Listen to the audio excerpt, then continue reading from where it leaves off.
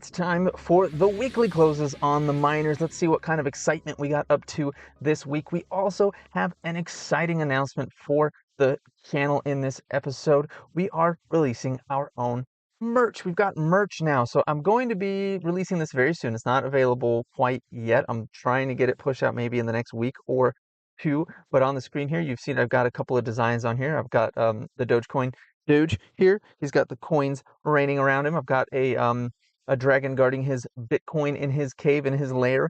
And I've also got the Trade Cave logo there on a shirt, and a little small logo on the front, big logo on the back.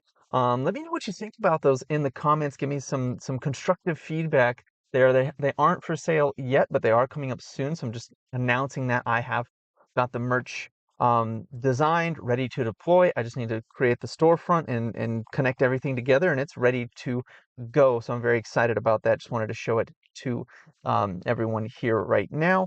So let's get on to the miners. So weekly closes here. Bit farms. We're going to start off with bit farms here. So you can see here on the week, we're actually up 10% for the week. The week before we were up 15, so we're up another 10% this week here. This candle is a doji's though, so this is a bit of an indecision candle. On the weekly, you can see we closed the week at 224, just below that 230 offering that Riot gave.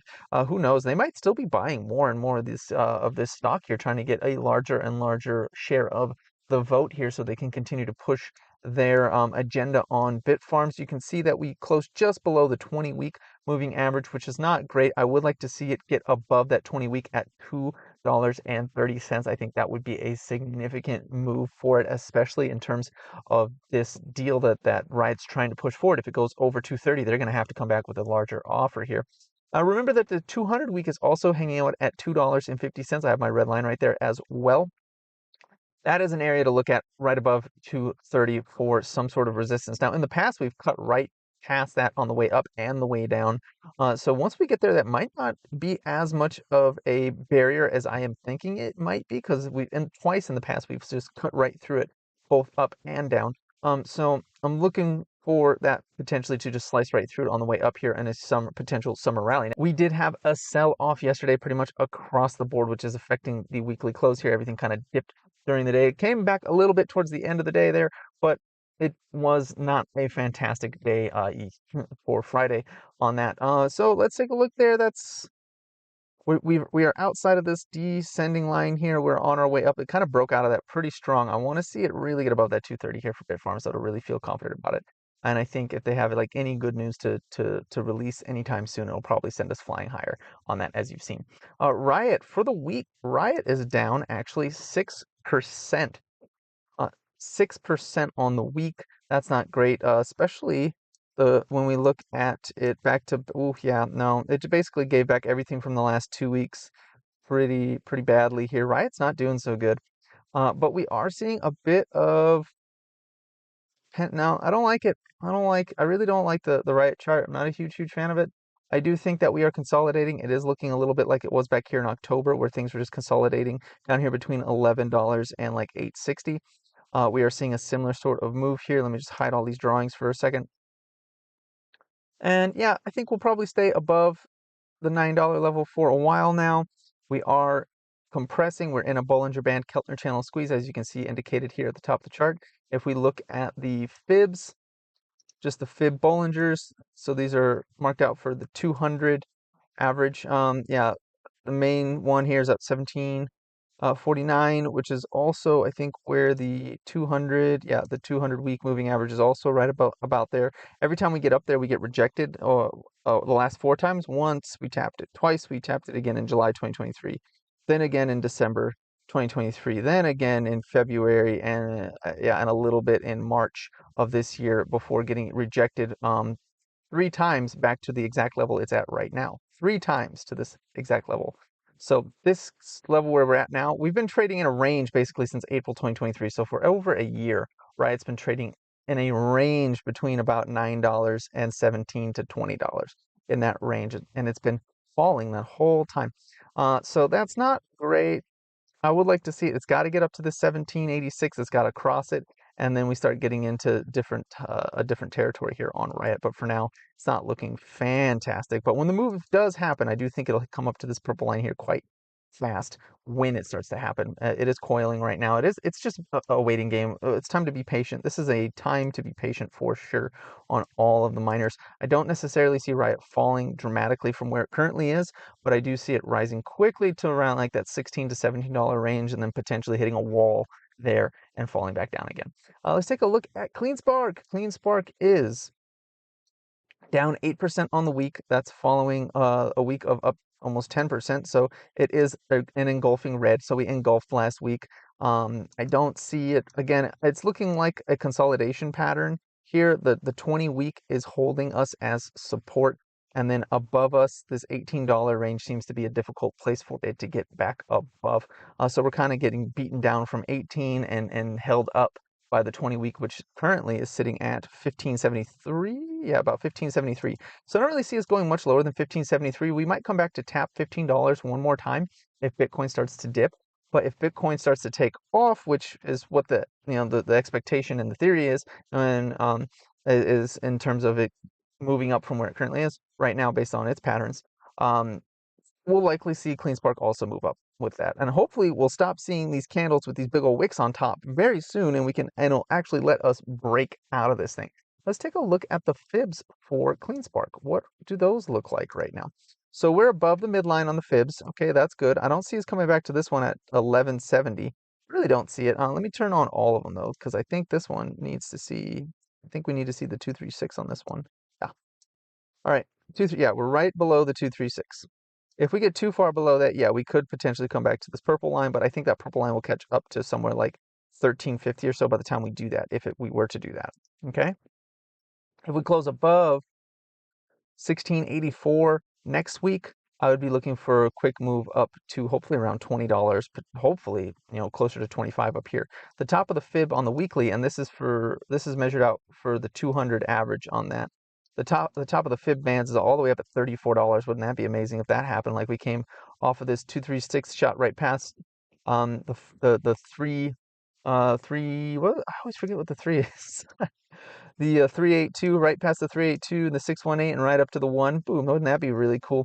I don't think we've ever done that. No, we've never hit the top band of it. The highest we've gotten is a little bit higher than the 618 there, which in this case, if we did that right now, would take us to about $29, $30 on this thing. If that were to happen in the next couple of weeks. I don't see it necessarily happening in the next couple of weeks. I am seeing just so much consolidation right here now, though. So when we do see a big move up, just like with all the other miners, it's likely to be a pretty explosive one. So again, just we're being patient. We're seeing the volume is dipping again. I don't love that, but we are bouncing kind of off of the 50 RSI on the weekly on CleanSpark. So it does feel like this is an area where it would kind of hold or start turning around if it were going to do that. Let's take a look at Mara. Mara's got a lot of drawings on it right now. Oh my. Mara dipped pretty good today. It went below the 1980 level. It hit the 200 week moving average at 1872 today. Well, 1891 today is where it went to its lowest on the day. We got a lot of drawings on here. We came up to the midline on this larger ascending channel, and we got rejected off of it. Quite frankly, we got rejected. We got an engulfing red candle here that we hit this week, and we were down 7.97% this week. If we continue on this trajectory, yeah, we could come down into these two here from April 29 and May 6, which would take us down to about $18.43. I see some support there on the weekly. Resistance on the weekly really is this 2265 level. We need to get above 2265 to really see some movement out of Mara. We are above all the moving averages except the 20 week, which is at $20.49. That is going to be somewhat of an obstacle, but once we get above it, I really think we're gonna just blast right past it. Let's take a look at the fib levels on Mara. Let's turn off these. So the weekly fib, 200 fib. Let's see. So we're hanging out right at the midline, which in this case right now is at 1796. So that's kind of like the lowest I think we would go in this scenario. Maybe we dip slightly below it like we did the last two times we came off a top. And in that case, we might come down to like 1669, 1670 area if you want a penny amount. And that's where I would be looking for a pretty big roaring move up, probably up to this fib line up here, which is going to be the 382 up at 33.19. That's kind of where I'm looking for a move to over the summer. You can see that we came close to it in December and we went just slightly past it in February. I'm looking for a move, maybe, the high 20s to the low 30s here is what I'm looking for. You notice like when we do these big moves on these things, they go from one band to the other. Like back here in well, honestly, back here in June 2022, we went from nearly this band here, which is the 382 on the bottom end, right to the midline almost. Then we came all the way back down to the 382, back to the midline again.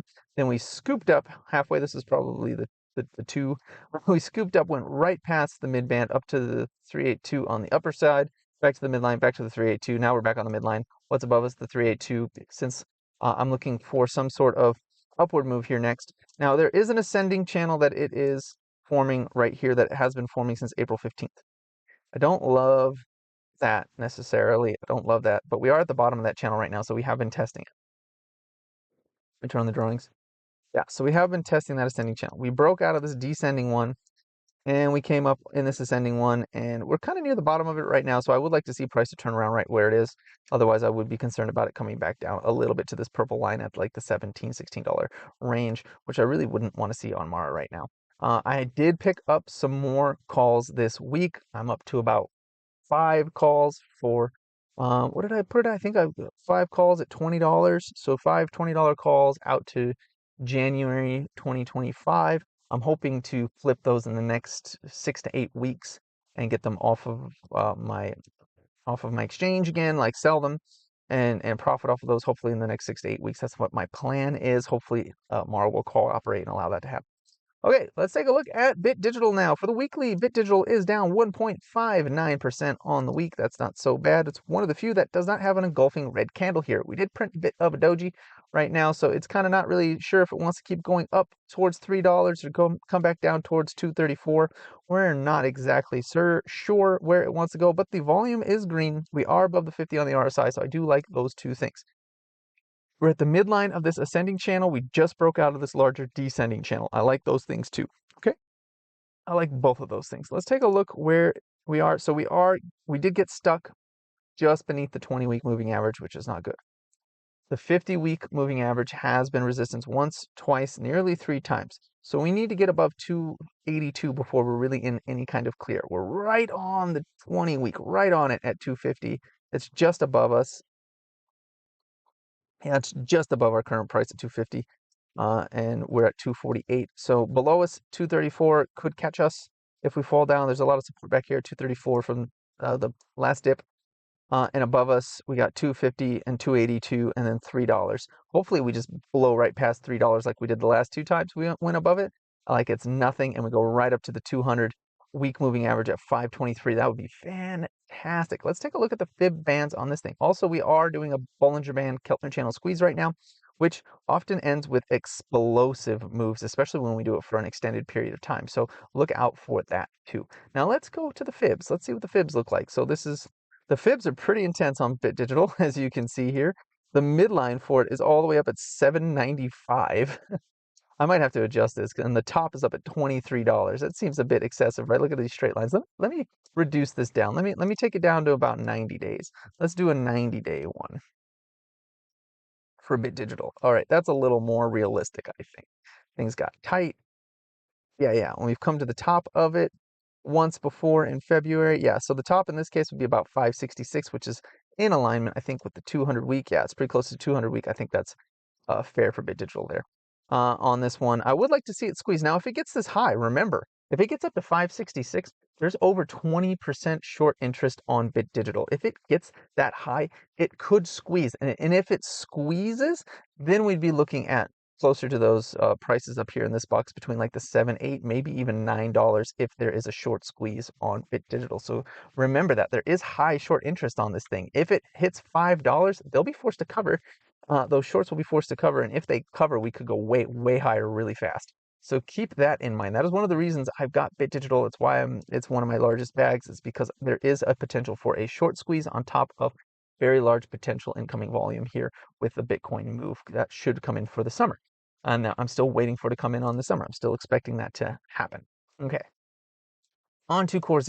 Corz for the week is down 4. Oh, actually, this isn't the week. This is the 3-day for Corz because it hasn't been around long enough for the week to really mean anything. It's just like a really short chart. Even the 3 days is a pretty short chart. In fact, I should take this down to the 2 day. That's better. Okay, there's at least 2 lines on here on the 2 day. Okay, so on the 2 day moving average on this one, we're down 2.8% today. Off the high, we are down, or we went down as much as 16% off the high, which is actually pretty healthy. Between 10 to 20% pullback is actually pretty healthy. We could see Corz move up from here. There's absolutely a potential for that. What I would like to see, though, is maybe one more day basing this thing out, maybe even a little bit lower, closer towards this 5, or in this case, would be a 10-day moving average down here. I'd like to see it come and kind of hang out near it for like one more day and then start seeing this volume right here. So you can see the volume on the volume oscillator at the bottom here is actually trending down. We're overbought on the RSI. I want to see price stay down where it currently is for a little while so that we can see this RSI come closer to this yellow line, maybe cool off towards like the 60 range, see the volume over here get closer to maybe baseline, and then start charging back up again. I want to see something like that before I'm really like sold on this move right now in terms of it coming back to life from giving itself, a breather from after its rest. So I want to see the kind of like back here, right? So kind of like what we saw right here.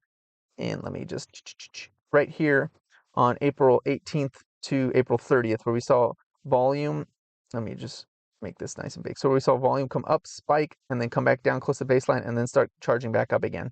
And in terms of the RSI, we saw a similar thing, right? It came up over the 50, came back to the yellow line, right? And then started charging up again. I want to see something like that on these 2 oscillators before I'm going to say, oh yeah, Corz is going for all-time highs, right? Like it totally could from this area. It could go for that all-time high move, at least, the all-time high since it's been re-released in January. I want to see that happen. I want to see the RSI come back down at least to this yellow line, maybe dip a little bit below it. I want to see volume kind of fall sharply and then start rising sharply again, and then I would be on board for a much bigger move on Corz right now.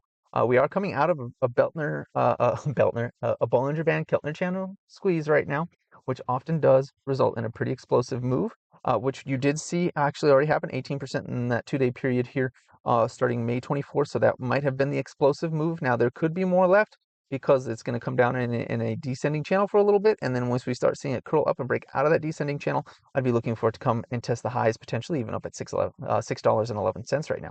And on the downside, I'd be looking for it to be caught around the 445 all the way down to maybe the 416 on Core Scientific.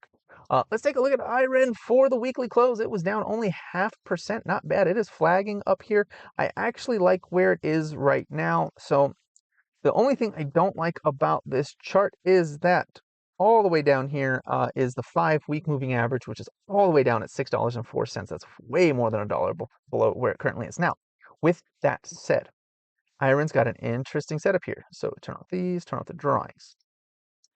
Back here on November 20th, well, starting November 13th, we have a very similar candle pattern. We had a red inverted hammer, followed by a big green candle, a second big green candle, and then a red doji. Keep that in mind. Inverted red, big green, red doji. What did we get just right now? Inverted hammer, big green, red doji. What comes next? Well, last time we saw this, we had a green doji followed by a massive green candle and then a blow off top. So next week, if we get a green doji, I would be looking at a potential massive green candle coming out of that and then a blow off top. And that would be like 3 weeks from now, which would be mid-June. We could see a blow off top on Iren based on previous history in terms of it forming that sort of pattern in the past. Does that mean it absolutely will happen? No, but it's just something to look at, something to think about. Like these red hammers have, in the past, a few times, red hammers have brought on big green moves, followed by red dojis, which would be then again followed by big green moves. And we've been making higher highs, right? No, lower highs and higher lows right now. So this price is compressing. It is compressing for a big move. I do want to see the RSI catch up though. I mean the RSI, excuse me. I want to see the 5-day moving average catch up. And just like it did like here, remember back here, it was way off of it on December 4th. The weekly was way off of the 5-week moving average. And the very next week, guess what it wicked down real close to that line, and then the second week after that, it wicked into the 5-week moving average. And once it touched that 5-week moving average, it was off to the races and got way away from it again. So I would expect price to come potentially as low as, let's get in here, potentially as low as about 665 before it touches the 5-week moving average with a wick. It might do that one more week after that, maybe two. We'll see. But I expect sometime in the next couple of weeks that it's going to break out of this ascending channel and go for the highs over here at about $9 to $10 on Iren. But first it might come back down to 665. So watch out for it to move down first or sideways, down or sideways. Come in contact with this 5-week moving average, and then from there blast off. That's what I'm looking for on Iren right now. And that's all I've got for you today. That's all the miners. That's the weekly closes. Please like, comment, and subscribe. Let me know what you think about the Trade Cave shirts that will be releasing very soon. And with that said, please like, comment, and subscribe, and have a profitable day.